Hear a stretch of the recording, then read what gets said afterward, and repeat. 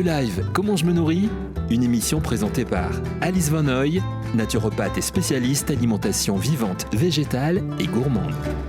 Bonjour à tous, chers auditeurs de Radio Médecine Douce. Je suis en joie de vous retrouver aujourd'hui pour ce nouveau podcast « Comment je me nourris ».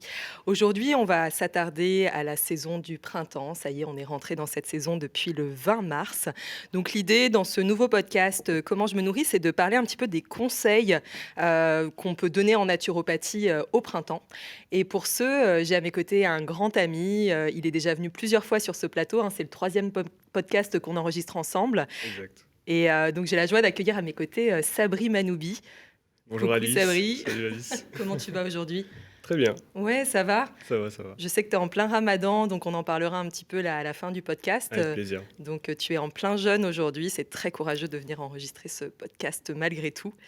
Et donc, on s'était dit que c'était intéressant d'enregistrer un podcast autour des conseils du printemps en naturopathie, parce que c'est une saison où il y a plein de choses à dire. Justement, il y a plein de conseils aussi qu'on peut donner. Donc voilà, comme je le disais, on est rentré dans cette saison le 20 mars et on y reste jusqu'au 21 juin.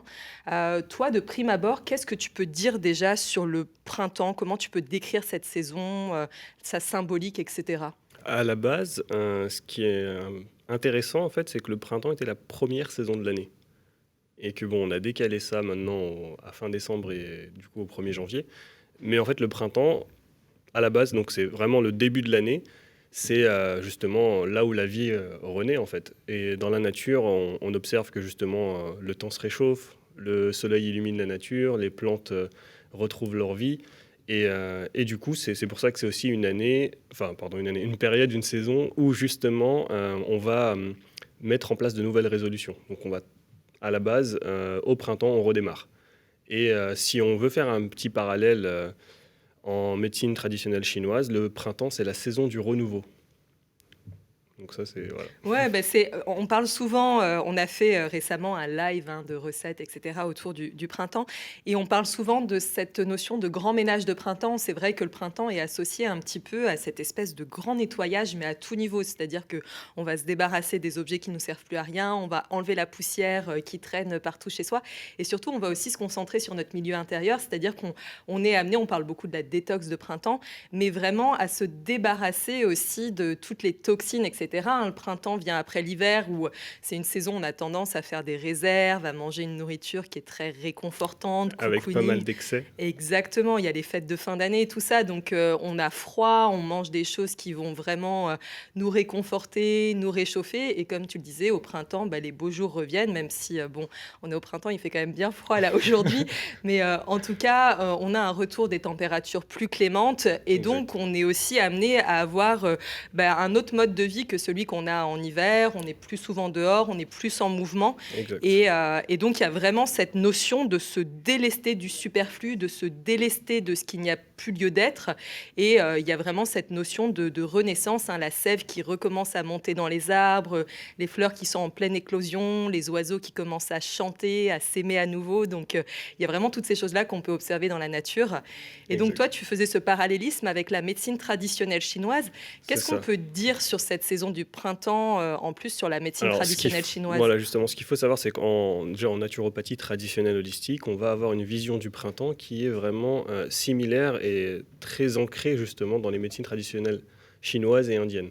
Et particulièrement en médecine traditionnelle chinoise, on a en fait les saisons qui sont liées à des organes et qui sont liées à des émotions. Le printemps, ça va être la saison du foie et de la vésicule biliaire. D'accord ? Ce qu'il faut savoir, c'est que physiologiquement parlant, le foie, c'est un incontournable quand il s'agit de parler de détox. Mais ne serait-ce que quand on parle de fonctionnement du corps humain, le foie intervient dans plus de 300 fonctions dans le corps.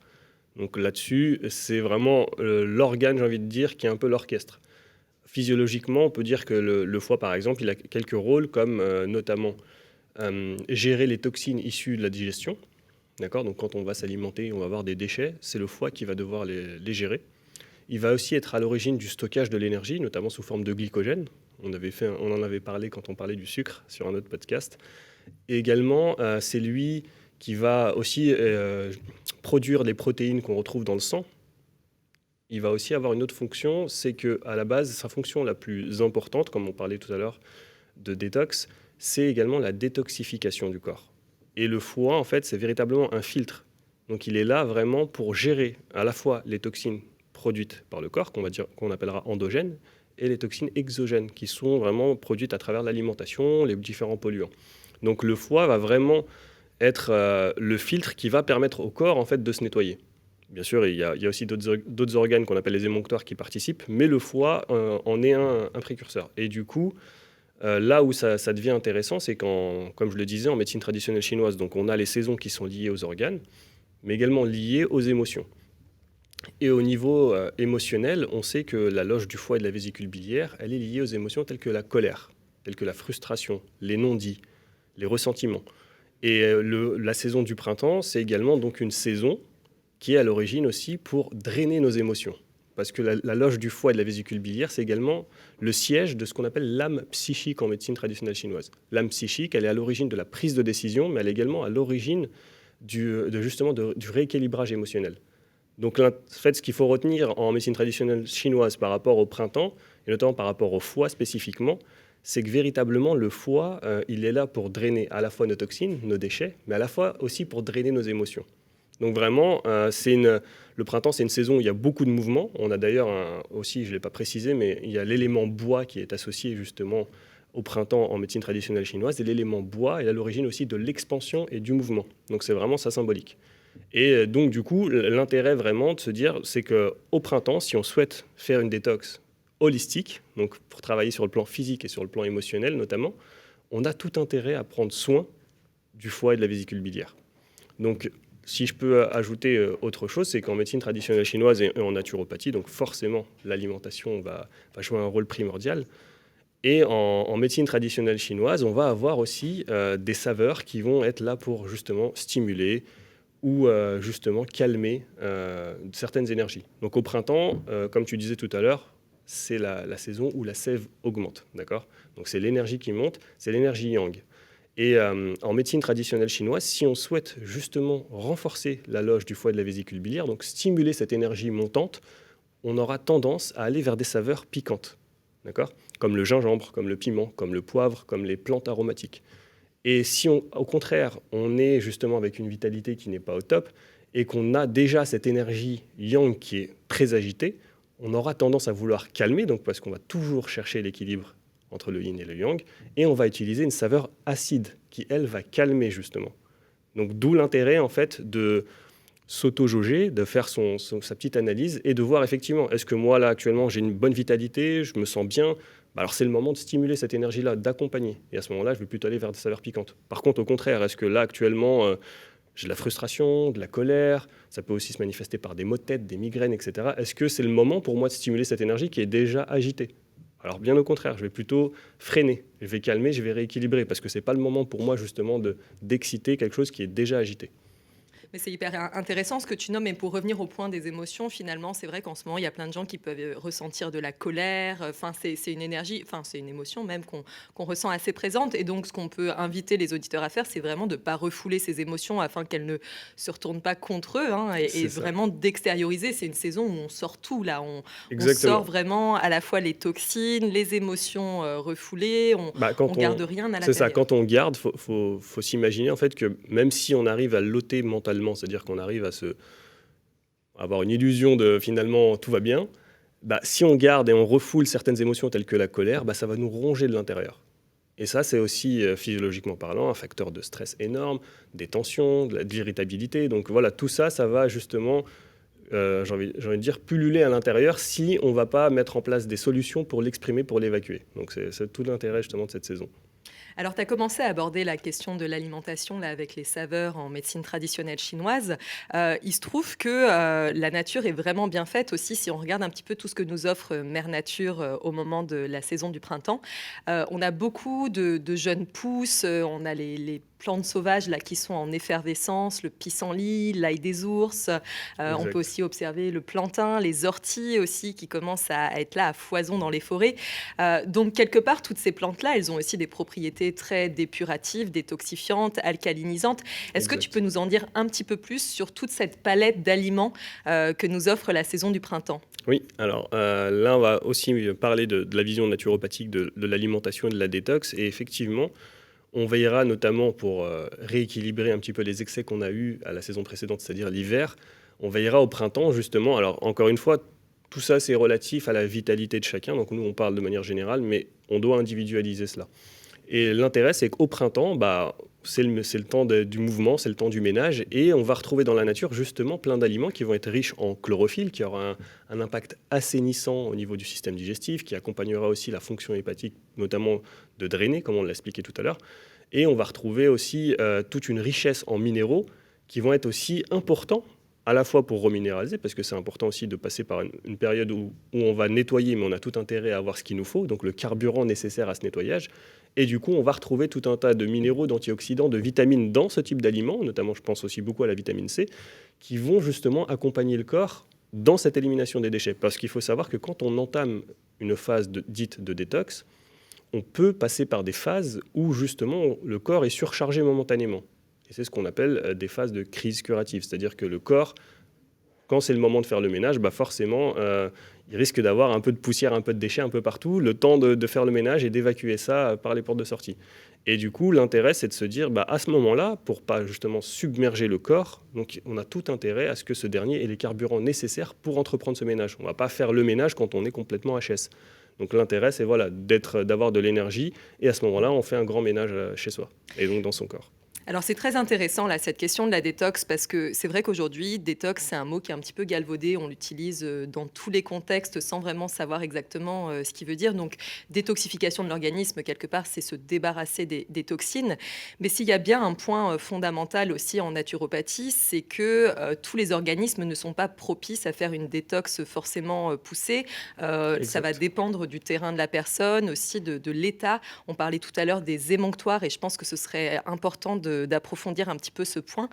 Qu'est-ce que tu peux nous dire déjà sur les émonctoires ? Quels sont-ils ? Alors pour faire très simple, déjà, un émonctoire ou les émonctoires, ce sont les organes chargés d'éliminer nos déchets. C'est un peu les portes de sortie pour le corps. Donc quand on parlait tout à l'heure justement d'équilibre yin et yang, en naturopathie, pareil, la notion d'équilibre, elle est omniprésente. Et l'intérêt, c'est toujours, bien sûr, pour se maintenir en santé, d'avoir un équilibre, justement, de ne pas être surchargé, par exemple, en déchets. Donc de veiller à ce que le corps élimine suffisamment les déchets accumulés pour ne pas être surchargé. Et à ce moment-là, les émonctoires vont intervenir. Et parmi les émonctoires, on va pouvoir citer donc le foie, qu'on a cité précédemment, les intestins, la peau, les poumons, les reins, et notamment la vessie qui est un réceptacle. Et du coup, l'intérêt, et les poumons, je ne sais pas si je l'ai dit, mais... Oui. Ok.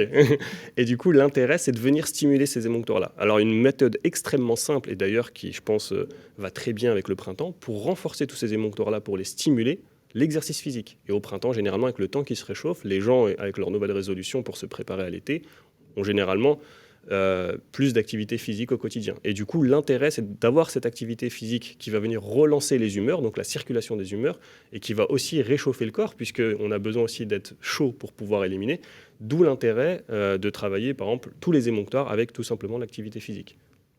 Oui, et ce qui est très intéressant, comme tu le disais, en fait, quelque part, les émonctoires, ce sont les éboueurs de l'organisme. Ce sont eux qui vont permettre de sortir les poubelles qui sont nos toxines. Exact. Et donc, l'image qui peut être intéressante de faire, c'est que si ces émonctoires, qui sont les éboueurs de l'organisme, font grève ou n'ont pas été très bien chéris, très bien traités, entre guillemets, ils vont pas fonctionner de manière optimale, ce qui fait qu'ils vont pas être aussi très efficaces dans l'évacuation des toxines. C'est ça. Et c'était intéressant de parler de ça, parce que c'est très important de vraiment prendre conscience que si les éboueurs, donc les émonctoires de l'organisme, ne sont pas en bon état pour sortir les poubelles, ça va être très important dans un premier temps de les régénérer, de vraiment prendre soin d'eux plutôt que de se lancer dans une détoxification, parce qu'ils sont déjà surmenés, ils n'arrivent pas à gérer la sortie des toxines. Donc il faut vraiment les chouchouter dans un premier temps. Donc c'est pour ça qu'en naturopathie, on dit toujours, avant de détoxifier, on revitalise toujours. La détoxification se fait sur un terrain revitalisé qui a suffisamment de vitalité, d'énergie vitale pour pouvoir sortir les poubelles. Sinon, si il y a beaucoup de toxines et que les émonctoires sont complètement saturés, congestionnés, et qu'on se lance dans une détox, ça peut être dangereux, ça peut créer vraiment des réactions qui sont très problématiques. On peut se faire beaucoup plus de mal que de bien. Exactement. Donc voilà, c'est très important de retenir ces 5 émonctoires que tu as cités. Donc le foie qui filtre près de 2400 litres de sang par jour, donc il y a vraiment un rôle d'épurateur exceptionnel. Les reins aussi, on élimine beaucoup par l'urine. Les poumons, avec lesquels on élimine du dioxyde de carbone, des acides volatiles. Les intestins qui nous permettent d'évacuer aussi de nombreuses matières. Et la peau qui est composée de 2 glandes, les glandes sébacées et sudoripares, qui nous permettent d'évacuer à la fois l'excès de sébum et les acides aussi. Donc ça, vraiment, ça va être aussi de prendre soin de tous ces émonctoires-là. Et donc c'est pour ça que c'est bien aussi parfois de faire un bilan de vitalité avec un naturopathe pour voir un petit peu où est-ce qu'on en est dans sa vitalité et s'il est propice ou pas de faire une détoxification ou une revitalisation. Exact. Est-ce que tu es d'accord avec ça Tout à fait. Ça, oui. Donc voilà, c'est vrai qu'on a fait cette petite aparté-là qui nous paraissait importante. Et donc, on était en train de parler de toutes ces plantes détoxifiantes là, qui aident le corps à se débarrasser des toxines et qui nous sont offertes au printemps. Qu'est-ce qu'il y a d'autre qu'on peut mettre dans son assiette au printemps? Comment on peut composer son assiette de manière optimale? Alors vraiment pour favoriser justement une détox aussi, il y a une phase qui est non négligeable, c'est d'éviter de surcharger le corps. Donc forcément, si on veut une détox en profondeur, on a tout intérêt à limiter les aliments qui vont nous surcharger, et notamment les aliments polémiques qu'on a pu aborder la dernière fois. Et à ce moment-là, on veillera surtout à avoir une alimentation plutôt vivante, la plus crue possible, la plus qualitative. Et on peut aussi passer par des phases de restriction alimentaire. Et on peut, par exemple, si on souhaite favoriser la détox au printemps, pourquoi pas entreprendre soit des jeûnes intermittents, soit des monodiètes, soit des jeûnes aussi secs intermittents comme le jeûne du ramadan, qui peuvent justement favoriser. Après, par rapport à l'alimentation, donc vraiment rester sur une alimentation crue, vivante. Moi, je pense vraiment aux super aliments aussi, comme la spiruline, qui vont avoir justement un impact très riche en chlorophylle. Je pense à toutes les herbes aromatiques aussi qui sont là pour nous accompagner et qui vont aussi soutenir la sphère hépatique. Je pense d'ailleurs aussi aux graines germées qui, pour moi, à toutes les saisons sont extrêmement importantes. Et puis après, c'est aussi, je pense, au fameux radis noir qu'on connaît tous et notamment le jus qu'on va pouvoir utiliser qui est excellent notamment pour le foie. Encore une fois, sans jeu de mots, si effectivement la vitalité est présente. Oui, ça va dépendre encore une fois du terrain de l'individu, de sa constitution, etc. Et tu parlais des plantes aromatiques. Alors c'est vrai que c'est des véritables merveilles qu'on peut incorporer dans toutes ces préparations culinaires. Et notamment, il y a le romarin qui est bien présent. Alors il est déjà là en hiver et il fleurit même en hiver. C'est assez magique de voir ça. Exact. Et donc le romarin, c'est une plante qu'on qualifie d'emphocholérétique qui va permettre de stimuler la production de bile et aussi l'évacuation de bile. Donc elle va vraiment prendre soin de cette sphère hépatobiliaire, la plante de romarin. Exact. Donc voilà, c'est d'en mettre dans ces préparations. Même quand on cuit à la vapeur des légumes, on peut mettre une belle branche de romarin sur les légumes et vraiment on vous invite à... C'est ça, on a aussi le rhizome par exemple de curcuma, on a le gingembre aussi qui vont être là aussi pour prendre soin du foie et de la vésicule biliaire, qui vont être très riches aussi en antioxydants, qui vont aussi justement réduire tout ce qui est terrain inflammatoire, tout ce qui est justement acide au niveau du terrain. Et puis là-dessus, moi je pense aussi à une plante qui est pas mal, mais bon, pas forcément endémique, mais c'est plutôt l'aloe vera aussi qui est très très bien, notamment au printemps, pour justement entamer ce nettoyage. Alors, on a fait un petit zoom au début sur la médecine traditionnelle chinoise. Donc, on disait qu'il y a un organe, une saveur, un élément associé à chaque saison. Et il y a aussi une couleur. Et il se trouve que... C'est le vert, exactement. Exactement. Et là, on est invité au printemps. Vraiment, c'est une saison où il y a une abondance de verdure, que ce soit par les plantes sauvages, comme on le disait, les salades aussi qui recommencent à pousser. Il y a les asperges. Il y a plein de choses, finalement, qui apparaissent au printemps, qui sont de couleur verte. Et donc, c'est un peu la saison aussi où dans son assiette, on peut varier les nuances de vert, on peut se faire des jolies compositions verdoyantes. Et aussi, on remarque qu'il y a de plus en plus d'éléments aqueux qui arrivent. Il y a les fraises qui commencent à arriver, qui sont plus riches en eau. Donc, ça montre aussi qu'il y a une véritable variation de densité d'aliments à cette saison-là. Et c'est beau de voir à quel point les saisons s'adaptent finalement aussi. À répondre aux besoins du corps, effectivement. Ouais. Ça, c'est clair. Donc, c'est super précieux de les honorer. Effectivement. Alors, il y a un autre point qui est très intéressant aussi, qu'on va aborder au moment du printemps. Tout le monde n'y est pas sujet, mais il y en a beaucoup qui en souffrent, hein, on peut dire ça, parce que ça peut être un petit peu handicapant. Ce sont les allergies au pollen. Exact. C'est vrai qu'il y a certaines personnes, à chaque arrivée de printemps, ça va être un petit peu la catastrophe, qui vont pas arrêter de se moucher, de se gratter. Et puis, il y en a d'autres, ça va passer crème, aucune allergie. Qu'est-ce que tu peux dire, toi, Sabri, par rapport à ces allergies printanières? Alors, c'est vrai qu'il y a de plus en plus de personnes qui sont très sensibles aux allergènes, notamment au pollen, au printemps. Et ce qu'on peut mettre en place en naturopathie, ce qu'on va recommander, comme pour la détox, limiter les aliments qui vont surcharger et qui vont favoriser un terrain allergique. Donc, je pense aux fameux produits laitiers, je pense notamment au sucre raffiné qui va aussi favoriser un terrain inflammatoire. Et puis, on va aussi favoriser certains types d'aliments et certaines vitamines qui vont avoir un impact très intéressant.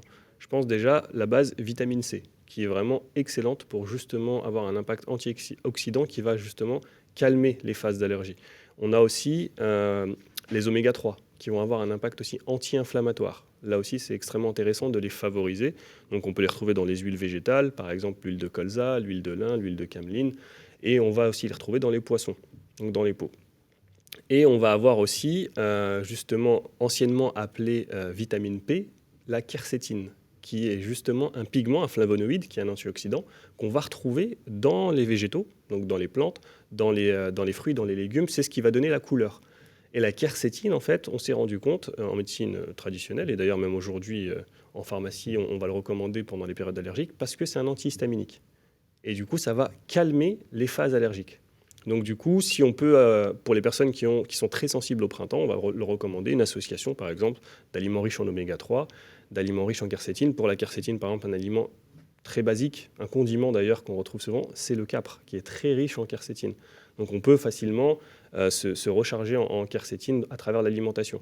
Et aussi de la vitamine C, qu'on va retrouver dans pas mal de fruits, dans tous les fruits d'ailleurs qu'on retrouve, et dans les herbes comme la coriandre et le persil, d'ailleurs qui contiennent aussi de la vitamine C. Donc l'intérêt, c'est vraiment de varier ce type d'aliments tout en limitant ce qui va nous surcharger, comme le gluten, comme les produits laitiers, comme le sucre raffiné. Si on met de côté ça, plus derrière, on s'alimente bien, et on ajoute ces trois types d'aliments, et qu'on fait du sport, normalement, on passe un printemps dans de très bonnes conditions. Oui, et puis il y a aussi le foie qui intervient aussi beaucoup dans ces processus allergiques, et le fait d'avoir un foie qui fonctionne de manière optimale, qui est bien soutenu, qui est au top de sa forme aussi, ça peut aussi grandement aider sur les terrains.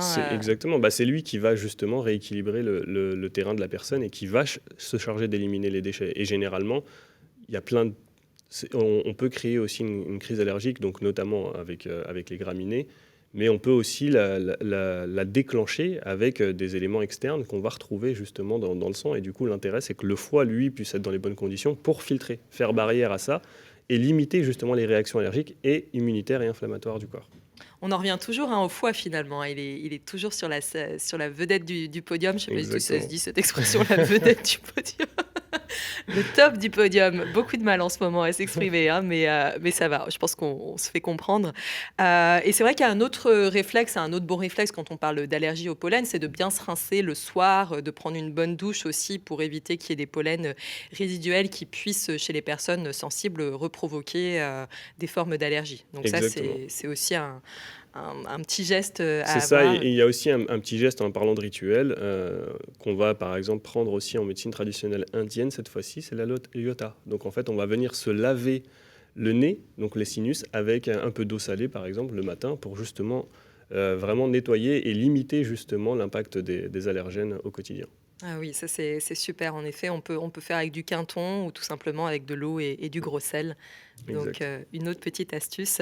Alors, pour récapituler un petit peu tous ces conseils naturopathiques pour la saison du printemps, donc c'est vraiment de prendre soin de son foie et de sa vésicule biliaire, de s'autoriser à exprimer pleinement sa colère, de gérer au mieux les frustrations qu'on peut avoir au quotidien, de surtout pas les refouler pour pas qu'elles se retournent contre nous, de mettre vraiment vraiment de la fraîcheur dans son assiette, de manger de saison toutes ces petites pousses verdoyantes. C'est ça, de se mettre au vert au printemps, exact. Yes, de mettre des graines germées, de mettre de la vie à fond, de consommer tous ces légumes qui nous sont offerts, de veiller à cette question aussi de saveur si on est un petit peu plus poussé sur la médecine traditionnelle chinoise, d'être attentif aussi à ce vers quoi on est attiré, parce que ça peut être intéressant aussi. Généralement, les personnes qui sont très attirées vers la saveur acidulée, c'est certainement aussi qu'elles en ont besoin, donc notre corps Parce est... que justement, derrière aussi, leur énergie, l'énergie du foie, justement, va être trop élevée, donc ils ont tout intérêt à calmer. Parce que si elles vont vers le piquant, ça risque de chauffer. Ça va pétarader dans les chaumières, comme c'est pas vraiment une expression qui existe non plus, mais bon, c'est un peu notre dada d'inventer des expressions aussi. Mais voilà, en tout cas aussi, c'est d'être plus en mouvement, de vraiment sortir, de profiter de ces jours qui s'allongent. Bon, on est dans un contexte où c'est un petit peu particulier parce qu'on est interdit de sortir après 19h, mais en tout cas, en journée, de s'octroyer des grands moments où on est en mouvement, on met l'organisme en mouvement, on permet à tous les fluides qui constituent notre corps de circuler librement afin de favoriser aussi l'évacuation. C'est ça, c'est des le moment toxines. vraiment de reprendre une activité physique régulière et le simple fait de pratiquer de la marche rapide à raison d'une demi-heure par jour, déjà, ça fait une sacrée différence. Si après l'envie nous prend et nos capacités sont là, on peut effectivement favoriser une activité physique vraiment quotidienne au printemps pour justement accompagner ce nettoyage. Complètement. Après, pour les personnes qui sont chez elles, il peut y avoir le trampoline, il peut y avoir aussi le brossage à sec qui va stimuler un petit peu la circulation et permettre d'évacuer les toxines. On peut pratiquer la douche écossaise aussi éventuellement pour créer un bel afflux sanguin. Donc il y a plein de choses qu'on peut mettre en place finalement. Veiller à bien s'hydrater avec une eau de source faiblement minéralisée. Et puis au niveau de son assiette, c'est vraiment mettre de la vie et puis kiffer son quotidien. C'est ça, quoi. et en fait, parallèlement à la médecine chinoise, c'est vraiment favoriser le mouvement. Donc vraiment, c'est la saison du mouvement, c'est la saison de l'expansion, et à ce moment-là, donc, plus on favorise le mouvement, plus nos humeurs vont être en mouvement, et plus justement, la saison aura cet impact bénéfique sur nous, c'est-à-dire qu'on va vraiment aller vers cette phase de nettoyage et cette phase de vitalité qu'on a besoin justement en cette période, dont on a besoin. Il y a aussi la créativité qui est vraiment son apogée. Enfin, c'est une saison, comme on dit, tout se remet en mouvement et donc on peut avoir une belle inspiration et c'est important aussi d'honorer sa créativité et de se laisser des phases où on crée pleinement, où on est dans son enfant intérieur et on laisse aussi s'exprimer. C'est ça, et pour les personnes qui manqueraient de créativité, on va leur conseiller vraiment de se mettre au vert, c'est-à-dire d'aller au contact de la nature si elles ne sont pas allergiques, mais vraiment d'aller vraiment au contact de la nature pour se reconnecter.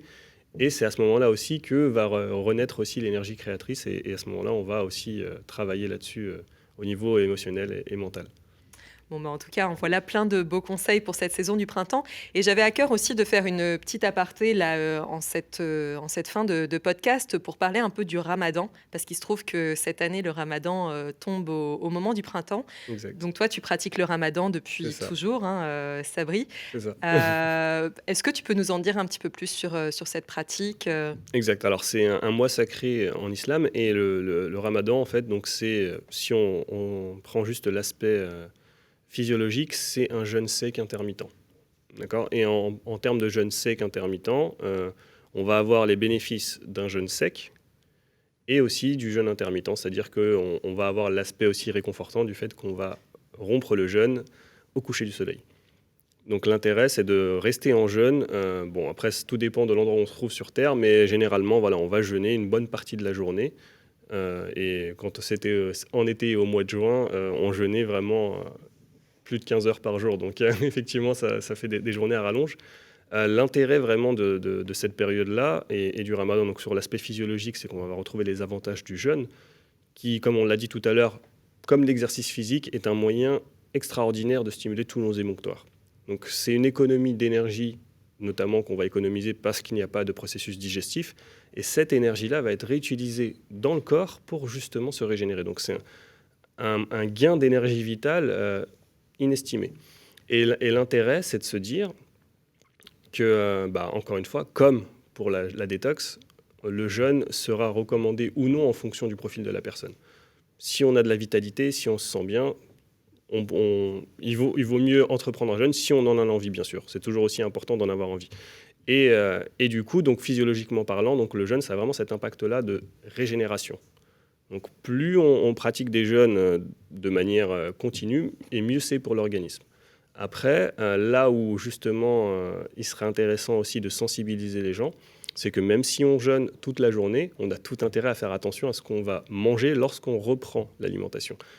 Et malheureusement, en cette période, on se rend compte qu'il y a beaucoup d'excès, parce que forcément, il y en a qui éprouvent des frustrations tout au long de la journée, ce qui est compréhensible en soi, mais qui vont avoir tendance à vouloir rattraper le temps perdu, entre guillemets, et du coup faire 3 repas en un, et même se faire plaisir avec pas mal de choses qui n'ont pas forcément leur place quand on est dans une phase de jeûne, avec justement une vision de régénérer le corps.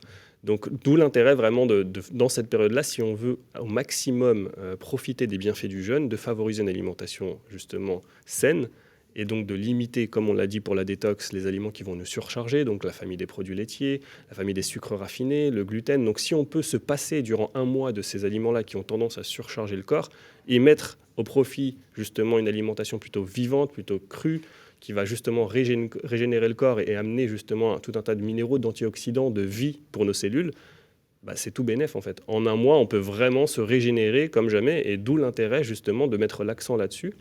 Et après, on pourrait, en plus de l'aspect alimentation et physiologique du jeûne, on pourrait parler de l'aspect aussi émotionnel et spirituel, et c'est aussi un moyen, justement, ce gain d'énergie-là, de travailler sur des plans plus subtils, et notamment sur le plan spirituel. Et du coup, c'est effectivement, quand on parle du mois de Ramadan, c'est aussi un mois, justement, de retraite spirituelle. C'est un mois où on va nourrir l'âme à travers des pratiques et des rituels spirituels.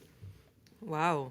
Alors c'est vrai que donc on mange pas toute la journée, hein, quand on pratique le ramadan, on boit pas non plus Exactement. et bon, on sait très bien que c'est pas forcément l'idéal de trop manger le soir, justement avant d'aller se coucher, et comme tu le disais, c'est un des risques parfois pour certaines personnes qui ont envie de faire, 3 repas en un au moment du soir, donc ils vont surcharger leur système digestif Et le foie, et le foie exactement, et qui vont avoir par la suite un très mauvais sommeil, donc ça va plus les épuiser et les encrasser qu'autre chose.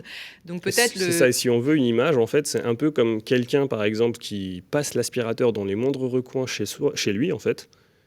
Et une fois qu'il a fini, au bout de 4-5 heures de ménage très très minutieux, il ouvre en fait le sachet qui contient toute la poussière accumulée, qui reverse tout ça en fait. Et tous les jours, il recommence. Mais au final, ça change absolument rien, si ce n'est que ça fatigue le corps, parce qu'on lui donne beaucoup plus de travail qu'il en faudrait. Oui, donc s'il y a bien, en tout cas pour les personnes qui pratiquent le ramadan et qui écouteront ce podcast, donc là en plus ça tombe au moment de la saison du printemps, donc il y a plein de beaux ingrédients aussi pour en plus se détoxifier le soir lors de la reprise Exactement. alimentaire avec des jus de légumes, C'est ça, c'est etc. exactement. On peut donner des exemples, mais effectivement, rompre le jeûne avec un jus de légumes. On peut également favoriser tout ce qui est crudité. Se dire que voilà, moi, par exemple, là, c'est possible, avec le temps qui se réchauffe, de se dire j'accorde les 3/4 de mon repas de crudité.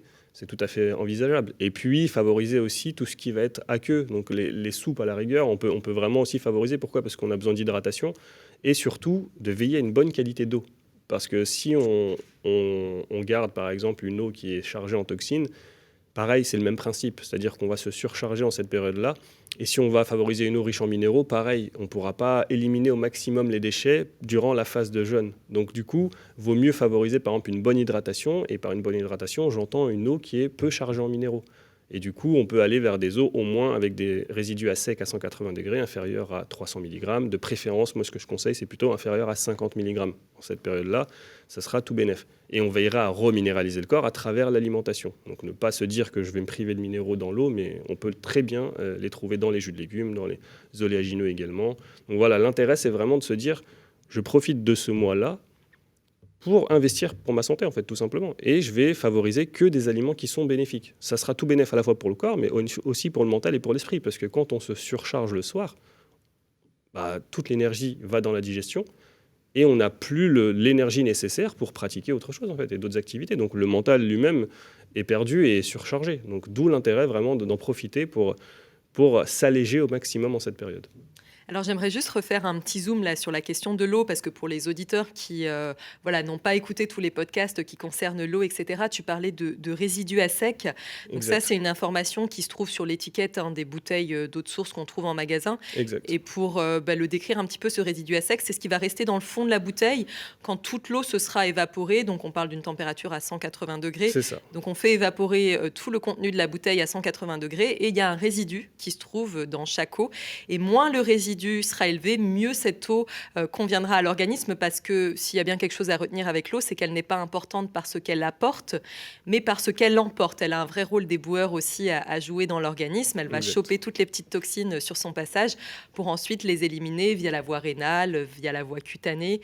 Donc où on a besoin de se débarrasser, en plus de ces poubelles, C'est ça. d'aller vers une eau qui est faiblement Et minéralisée. pour les personnes qui, par exemple, auraient tendance à boire l'eau du robinet, vous pouvez connaître en tout cas déjà le résidu à sec à 180 degrés, parce que dans toutes les municipalités, normalement, ils sont censés afficher la qualité de l'eau.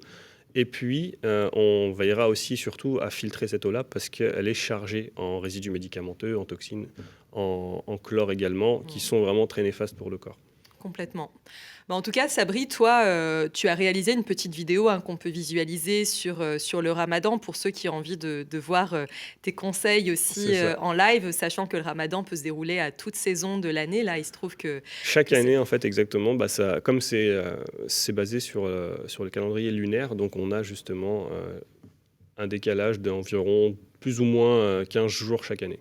Donc on recule dans l'année.